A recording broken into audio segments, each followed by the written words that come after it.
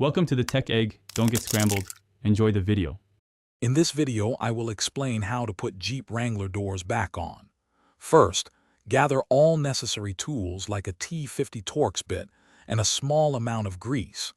Ensure your work area is clear and well lit. Having a second person to help lift the doors is highly recommended for safety and ease of installation. This preparation makes the process much smoother. Before lifting, take a moment to inspect both the door hinges and the vehicle's hinge receivers. Clean any dirt or old grease, then apply a fresh, thin layer of lubricant to the hinge pins. Make sure your Jeep is parked on a flat, stable surface.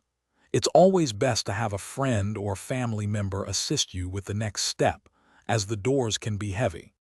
With your helper, carefully lift the door and align the hinge pins with the corresponding receivers on the Jeep. Slowly lower the door, guiding the pins into place.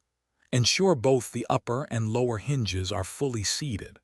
Once the door is on, connect the electrical wiring harness, making sure it clicks securely into position. Double-check all connections.